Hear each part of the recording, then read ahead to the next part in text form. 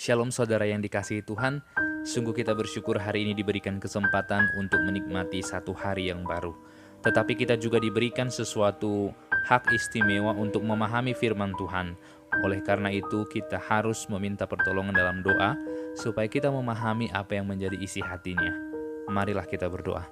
Bapa dalam surga, kami sungguh bersyukur saat kami masih Engkau ingat dan Engkau titipkan firman-Mu. Namun janganlah biar waktu ini berlalu begitu saja. Tolonglah kami untuk memahami apa yang menjadi isi hati-Mu, sehingga kami sungguh-sungguh dapat melakukan apa yang berkenan di hati-Mu. Dalam nama Tuhan Yesus Kristus kami bersyukur dan berdoa. Amin. Firman Tuhan hari ini diambil dari Yesaya pasal ke-48 ayat yang ke-18. Sekiranya engkau memperhatikan perintah-perintahku, maka damai sejahteramu akan seperti sungai yang tidak pernah kering, dan kebahagiaanmu akan terus berlimpah seperti gelombang-gelombang laut yang tidak pernah berhenti. Indah sekali apa yang dijanjikan Tuhan kepada bangsa Israel. Di tengah-tengah kejahatan, kedegilan, dan pemberontakan mereka kepada Allah. Saat mereka memberontak, Tuhan menghukum mereka. Dan saat itu mereka ditawan di Babilonia. Tetapi Tuhan memberikan janji kepada mereka bahwa Tuhan akan melepaskan mereka. Dan bahkan dalam kitab Yehezkiel dikatakan Tuhan akan memberikan kepada mereka hati yang baru.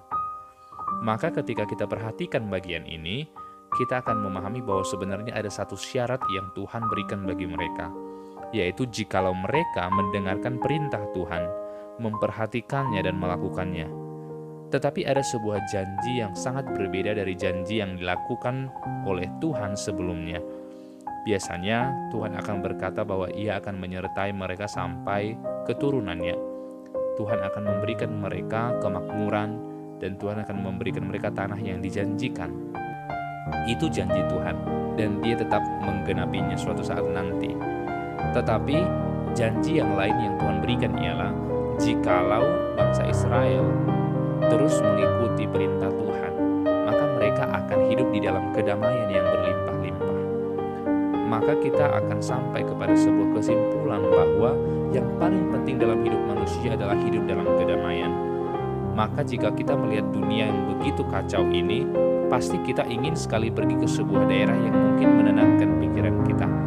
Dan kita ingin berkumpul dengan orang-orang yang membahagiakan kita, di mana kita bisa tertawa, di mana kita bisa makan makanan yang enak, di mana kita bisa bercerita, di mana kita bisa menuangkan isi hati dan pikiran kita. Semua orang ingin mencari kebahagiaan dan damai, tetapi Tuhan menjanjikan itu kepada mereka jikalau mereka mendengarkan perintah Tuhan. Sehingga sesungguhnya apa yang paling dicari oleh manusia ada di dalam Tuhan. Ketika kita setia mendengarkan perintah Tuhan, maka kita hidup dalam damai. Walaupun kita banyak permasalahan, walaupun kita banyak pergumulan, tetapi Tuhan berjanji ketika kita hidup menurut kebenarannya, ketetapannya, pasti hidup kita akan penuh dengan damai. Ia tidak menjanjikan kita itu akan hidup tenang-tenang saja. Ia tidak menjanjikan kita tidak akan ada masalah, tetapi Ia menjanjikan kita hidup dalam damai.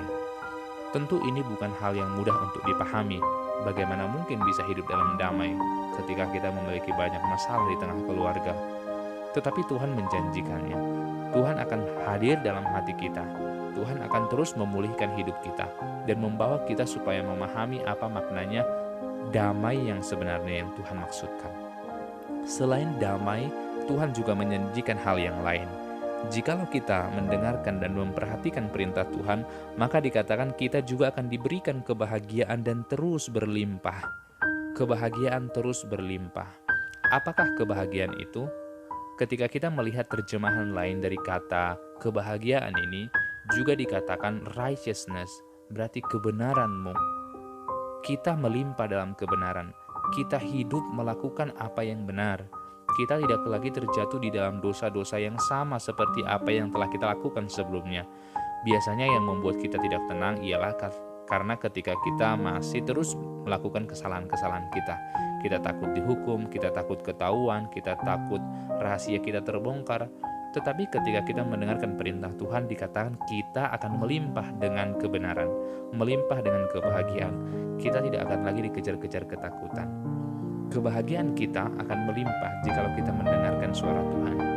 Maka bangsa Israel yang dicatat oleh Mazmur pada Mazmur 81 ayat 13, di sana dikatakan bahwa sebenarnya waktu itu mereka dibiarkan oleh Tuhan dalam kedegilan hatinya, sehingga dikatakan, sebab itu aku membiarkan dia dalam kedegilan hatinya, biarlah mereka berjalan mengikuti rencananya sendiri.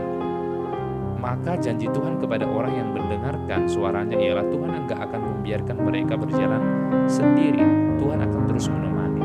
Maka bagi kita saat ini, jikalau kita berada dalam kecemasan, rasanya hidup kita tidak bahagia, dan kita tidak penuh dengan kedamaian, maka dengarkanlah perintah Tuhan, perhatikanlah dan lakukanlah. Maka pasti Tuhan akan menemani kita dan memberikan kita kedamaian, memberikan kita ketenangan, memberikan kita kebahagiaan, memberikan kita kemampuan untuk dapat berjalan dalam kebenaran. Semua hal yang kita cari dalam dunia tentu akan membuat kita senang dalam sesaat, tetapi tidak ada kata cukup di tengah dunia ini. Orang yang kaya, yang sudah mempunyai uang triliunan, tetap saja merasa itu kurang dan mereka harus mencari lebih lagi. Bahkan orang yang gajinya banyak tetap juga banyak yang korupsi. Itu menandakan bahwa tidak ada kata cukup bagi orang-orang yang tidak percaya. Maka kita hanya menemukan rasa cukup, rasa tenang, rasa bahagia yang sebenarnya hanya di dalam Tuhan. Maka datanglah kepada Tuhan. Dia akan memberikan kita kebahagiaan yang melimpah-limpah, yaitu berdiam dengan tenang di dalamnya. Terpujilah Tuhan. Amin. Bapa dalam surga, saat Engkau menghukum bangsa Israel dengan menyerahkan mereka ke Babel, dan Engkau menjanjikan suatu hal yang baru, yaitu Engkau akan memberikan hati yang baru kepada mereka. Dan bukan hanya itu, Engkau akan menuntun jikalau mereka mendengarkan perintah-Mu. Maka kami percaya ini juga untuk kami. Terpujilah nama-Mu Tuhan, dalam nama Yesus.